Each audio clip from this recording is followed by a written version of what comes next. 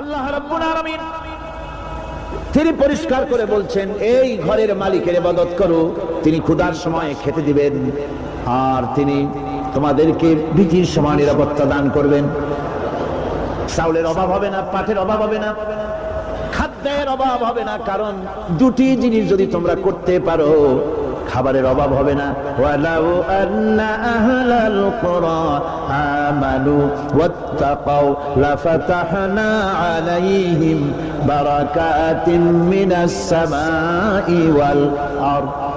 দেশের লোকেরা, জনপদের লোকেরা যদি দুইটা কাজ করে, এক নম্বরে হলো আমার উপরে ঈমান আনবে, দুই নম্বরে হলো আমাকে ভয় করার নীতি অবলম্বন করে যদি চলে, তাহলে ওই দেশের মানুষের জন্য আকাশ আর জমিনের সব বরকতের দরজা আমি আল্লাহ খুলে দেব।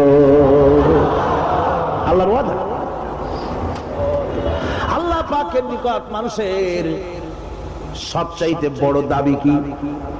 আল্লাহর কাছে মানুষের সবচাইতে বড় দাবি কি করতে পারেন? আল্লাহ পাকের কাছে মানুষের শ্রেষ্ঠ দাবিটা আল্লাহ নিজেই শিখাই দিয়েছেন। আমার কাছে দাবি কর, ইহদিনাস সিরাতাল মুস্তাকিম। আয় আল্লাহ, একটা সোজা, একটা সরল রাস্তা আমারে দাও, একটা সহজ পথ আমারে দাও। এই কথা সূরা ফাতিহা দাবি করার পর আল্লাহ রাব্বুল আলামিন এই অভিনন্দনের জবাবে, 7টা বাক্যের অভিনন্দনের জবাবে আল্লাহ রাব্বুল আলামিন 30 পারা কোরআন শরীফ নাজিল করে দিলেন। সূরা ফাতিহার এই সওয়ালের জবাবে আল্লাহ পাক বললেন, ওয়া আনি'বুদুনি হাদা সিরাতুম মুস্তাকিম। সোজা রাস্তা চাও, আমার গোলামি করো, ইবাদত করো, সব জায়গায় ইবাদত, গোলামি করাই লাগবে। আমার কাছে সোজা রাস্তা চাও, সোজা রাস্তা হলো আমার গোলামি করা। কার গোলামি? বেহেশতে যেতে চান? আমি আস্তে দিয়ে গেলাম বলে আপনারা আস্তে জবাব দিলেন। বেহেশতে যেতে চান? সুবহানাল্লাহ। এমন কোন মানুষ আছে নাকি যে বেহেশতে যেতে চায় না, বদখরে যাইতে চায়? সবাই, আমরা সবাই বেহেশতের আশা করি, ঠিক কিনা? আল্লাহ রাব্বুল আলামিন বলেন, বেহেশতে যদি যেতে চাও তাহলে ইবাদত করা লাগবে, ইবাদত ছাড়া জান্নাতে যাওয়া যাবে না।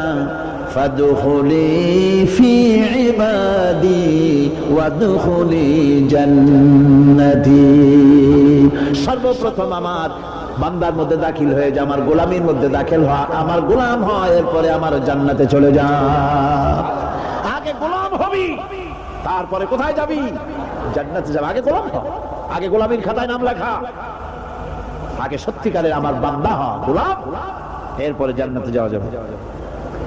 জান্নাতে যাইয়া আল্লাহর সাথে কি দেখা করতে চাই?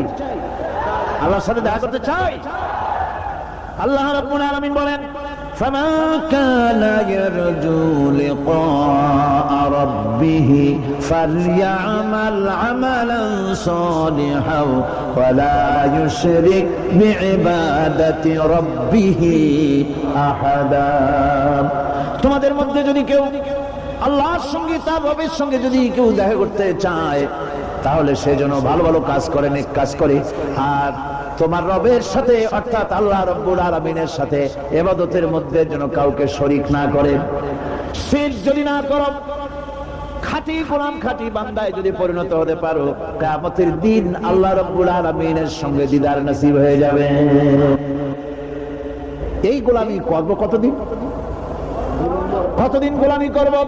এই প্রশ্নের জবাবে আল্লাহ রাব্বুল আলামিন কোরআনে কারীমের মধ্যে জবাব দিয়ে দিয়েছেন, ওয়া'বুদ রাব্বাকা হাত্তা ইয়াতিয়াকাল ইয়াকিন। মৃত্যু পর্যন্ত, যতক্ষণ না নাক দিয়ে শেষ প্রশ্বাসটি, নিঃশ্বাসটি বেরিয়ে যাচ্ছে, ততক্ষণ পর্যন্ত আনুগত্য, গোলামি শব্দ হবে কার? জোরে চিল্লায় কোন কার? এই গোলামি জীবনের সব ক্ষেত্রে করতে পারলে আমরা মুসলমান, আর করতে না পারলে মুসলমান নামে মুনাফিক। না পারলে কি?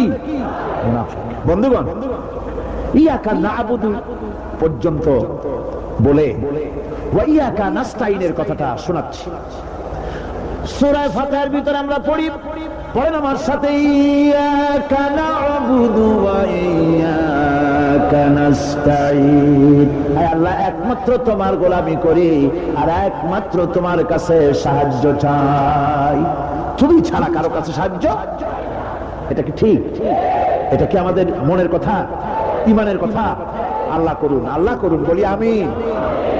হাদিস শরীফে বলা হয়েছে, ইজা সাআলতা ফাসআলিল্লাহ ওয়া ইজা ইসতাআনতা ফাসতাইন বিল্লাহ।